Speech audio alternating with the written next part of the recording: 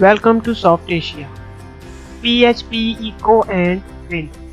There are two basic ways to get output in PHP: Echo and Print. What is Echo? Echo outputs one or more expressions with no additional new lines or space. Echo is not a function but a language construct. Its arguments are a list of expressions following the echo keyword, separated by commas and not delimited by parentheses. What is print? The print accepts one argument at a time and cannot be used as a variable function in PHP.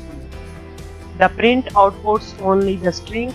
The major differences to echo are that print only accepts a single argument and always returns 1. Example. This is an example of echo and print. In first statement we will output a text hello world using print, and in second statement we will use echo to output the text using multiple parameters. As you can see, there are multiple strings. We cannot output this text using print, as we know print only accepts one argument at a time.